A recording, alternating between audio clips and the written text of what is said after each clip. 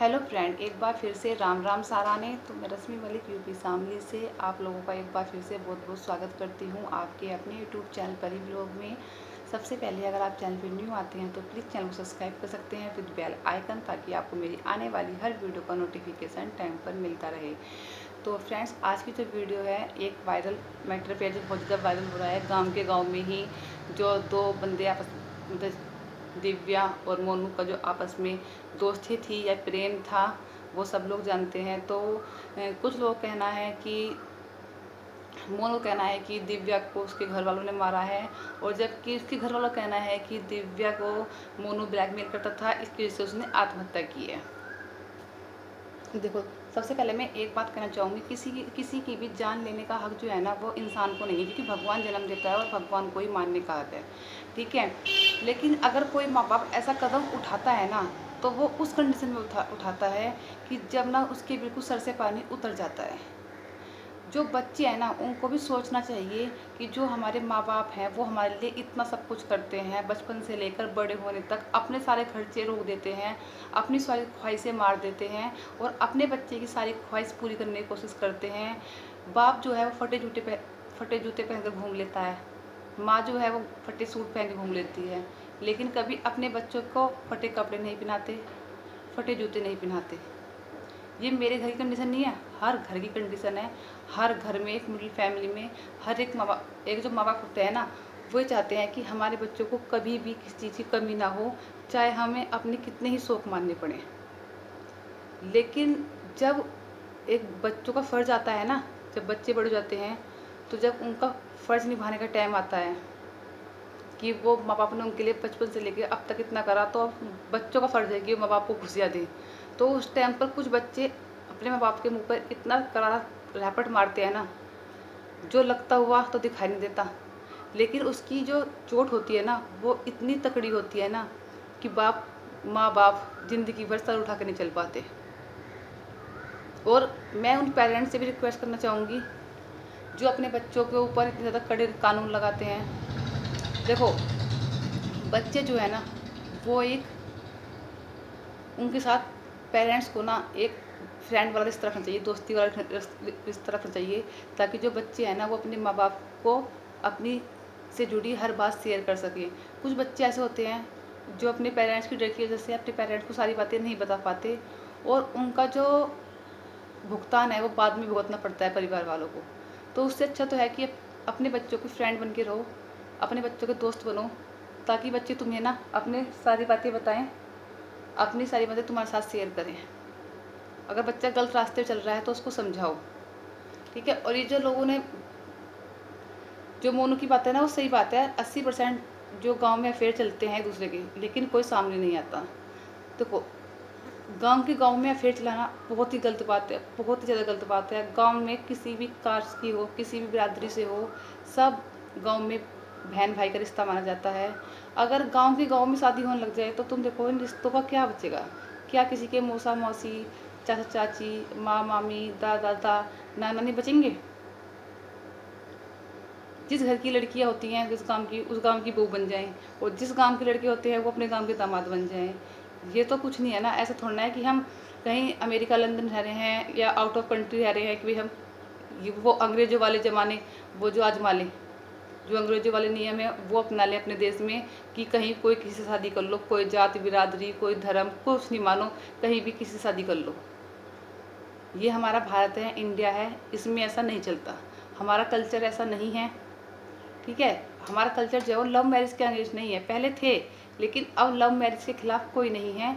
Love marriage करो, लेकिन अपने पैरों पर खड़े हो, कामयाब हो, और ऐसी लड़की या ऐसा लड़का देखो जिससे तुम्हारी शादी कराने में भी कोई दिक्कत ना आए माँ बाप को। ठीक है, आज बोलते बस लोग बोलते हैं मॉडर्न ज़माना आ गया, 2023 चल रहा है, 2023 चल रहा है, मॉडर्न ज़माना आ गया। हम भी कोई बूढ़े नहीं है, मेरी भी एज 31 ही हुई है।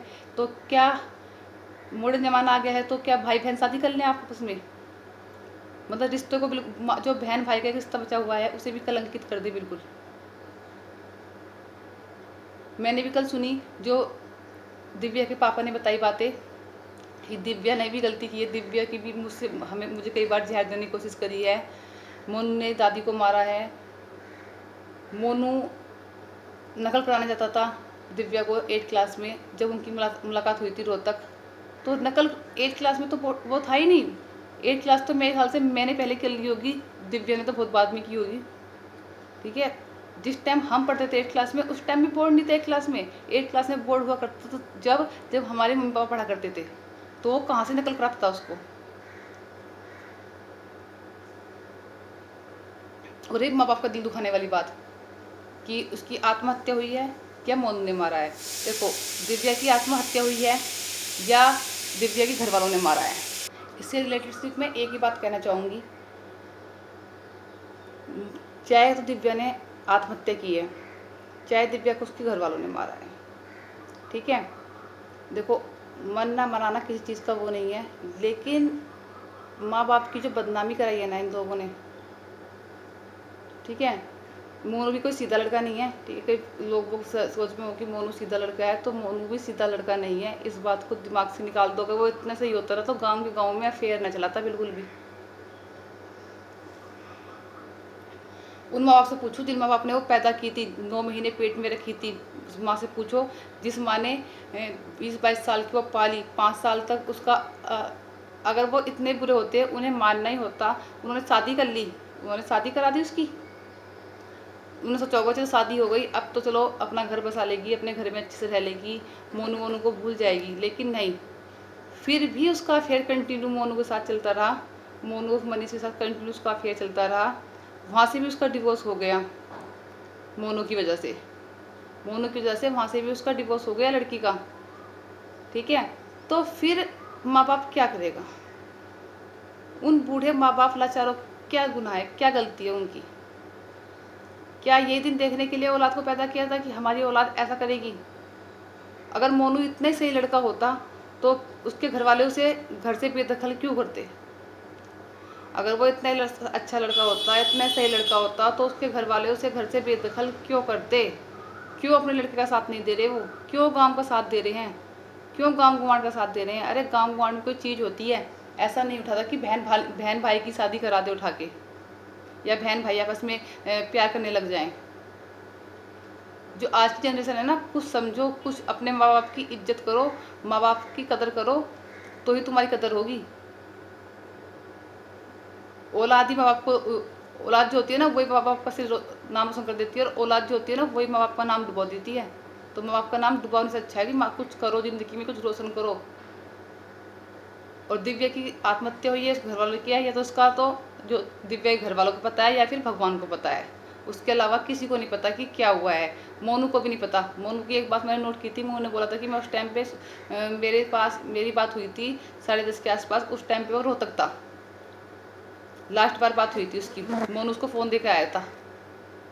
ठीक है, मोनू उसको फ़ोन देकर आया था रात को, जहाँ भी उसने कहा था कि फ़ोन रख देना, मोनू उसको फ़ोन देकर आया था। ठीक है, क्यों बात चलती थी उसकी फिर मोनू से, क्यों बात करती थी वो? जो मोनू ने वीडियो दिखाई, क्या देख के लगता दोनों में प्यार बहुत भयंकर वाला प्यार चल रहा था। और जब प्यार चल ही रहा था तो दूसरे का घर के बर्बाद करा। क्यों उस लड़के की ज़िंदगी ख़राब करी जिसके साथ शादी करी मोनू ने, उसकी दिव्या की शादी हुई, उस लड़के की ज़िंदगी ख़राब करी, क्यों उनका घर ख़राब करा? वो फालतू में इन दोनों को प्यार चक्कर में घाट पे पड़ा है बेचारा। तो मेरे को समझ में आता नहीं आज की जनरेशन को क्या हो गया है, पता नहीं क्या नहीं हो गया है। माँ बाप की इज्जत, कुछ फैमिली, माँ परिवार कुछ मायने नहीं रखता। सिर्फ एक 2 दिन के प्यार के चक्कर में ना, जिस लड़की से हम 2 दिन के लड़के से प्यार जाता है, उसी चक्कर में उन माँ बाप को जिन्होंने हमें पाल पोस के इतना बड़ा किया, सबको भूल जाती हैं। किसके चक्कर में? सिर्फ उन 2 दिन के प्यार के चक्कर में कि हाँ वो प्यार है, वो सब कुछ हो गया। बाकी दीन दुनिया, इस दुनियादारी, समाज, किसी का कोई मतलब नहीं, सिर्फ प्यार।